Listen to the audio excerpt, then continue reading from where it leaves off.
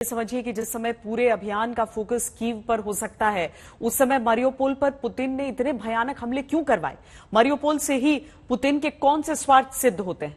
Mariupol Azov सागर का द्वार है। अगर मारियोपोल पर रूस का नियंत्रण हो तो एक तरह से अजोव सागर क्षेत्र में रूस का दबदबा हो जाएगा। मारियोपोल रूस बॉर्डर से केवल 50 किलोमीटर दूर है और रूस के नियंत्रण वाले दोनेत्स्क और लुहांस्क से सिर्फ 85 किलोमीटर दूर।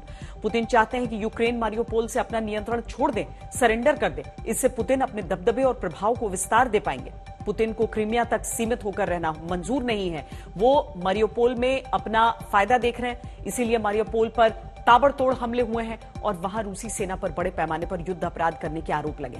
पुतिन अपनी जिस कूटनीतिक कैंची से यूक्रेन को काटना चाहते हैं और उसके 2 टुकड़े करना चाहते हैं, उस प्लान के लिए भी मारियोपोल पर पूरी तरह नियंत्रण जरूरी है। हमारे साथ हमारे 2 संवाददाता इस समय लाइव जुड़ रहे हैं। राजेश पवार कीव से जुड़ रहे हैं, गौरव सावंत भी हमारे साथ जुड़ रहे हैं। गौरव, पुतिन और जेलेंस्की अब बात कर सकते हैं और इसके साथ ही ये भी दावा कर देना कि कीव जैसे शहरों के इर्द गिर्द जो सैन्य आक्रामकता थी उसे कम किया जाएगा। ये कैसे संकेत हैं और क्या जमीन पर उतरते हुए हम कोई बदलाव देख रहे हैं? इस समय जमीनी स्थिति यही है श्वेता कि कीव पर जिस तरह से मिसाइलों और रॉकेटों का हमला कल तक हो रहा था, आज नहीं हो रहा है। एयर रेड सायरन 2-3 बार बजे, लेकिन वहीं तक बात सीमित रही, कोई मिसाइलें नहीं आई। हालांकि मिकोलाइव में या कुछ और इलाकों में जबरदस्त धमाके हुए हैं। वहां पर चाहे सरकारी दफ्तर हो या फिर तेल के डिपो हो, तेल के भंडार हो, उन्हें रूस ने निशाना बनाया। रूस अपनी रणनीति के तहत निरंतर ऑपरेशन कर रहा है। यहां यूक्रेन में सेना और सेना के कुछ अधिकारियों का दावा यह है कि इरपिन, बूचा, और आप उन इलाकों से खुद रिपोर्ट कर चुकी हैं श्वेता, इरपिन हो, ब्रोवरी हो, बूचा हो, उन इलाकों में रूस की पकड़ कुछ कमजोर हुई है, ऐसा यूक्रेन की सेना के कुछ अधिकारियों का दावा है। रूस अब अपने सैनिकों को कुछ पीछे खींच रहा है। क्या ये एक रणनीति है? क्या ये समझ गया है रूस की अब वो कीव पर अपना वर्चस्व स्थापित नहीं कर पाएगा?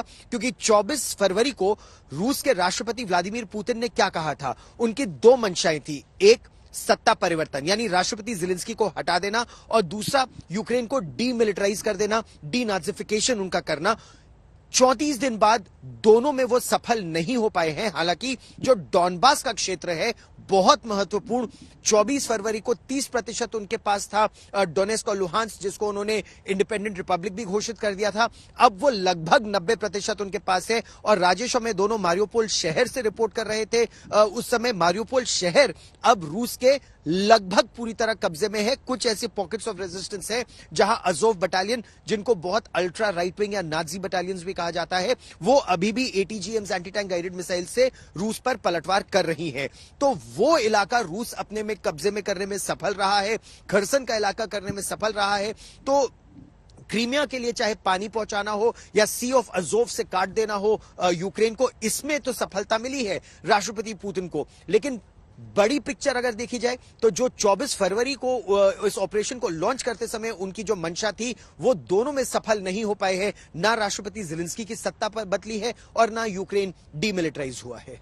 लेकिन इस समय की स्थिति जो हम देखें राजेश, और जो हम पूरा पूर्वी हिस्से को देखें कि किस तरीके से रूस का नियंत्रण उस पर होते हुए आया है, आज की तारीख में अगर ये दोनों नेता बात करने के लिए तैयार होते हैं और इस्तांबुल के बाद अगर थोड़ा सा सॉफ्टनेस स्टैंड का नजर आ रहा है, तो आप कोई परिवर्तन, कोई बदलाव आप समझ रहे हैं कि क्या युद्ध विराम वाकई हो सकता है जिसको यूक्रेन इतनी शिद्दत से चाह रहा है इस समय?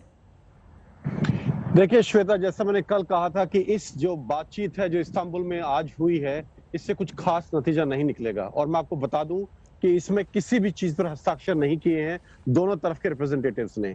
और उन्होंने ये बोला है, यूक्रेनियन जो रिप्रेजेंटेटिव ने इसके बाद जो अपना एड्रेस किया है मीडिया को, उन्होंने बोला है कि डोनबास का इलाका की बात है, जो वो रूस के और यूक्रेन के राष्ट्रपति जो आपस में मिलेंगे इन पर्सन, तब वो डिस्कस करेंगे। और इसी तरह क्रीमिया का मामला भी जो वो मिलेंगे तो डिस्कस करेंगे, उसको अलग से रखा जाए। वो सिर्फ इस वक्त सीज फायर में बात करना चाहते हैं कि सीज फायर किसी तरह से हो जाए।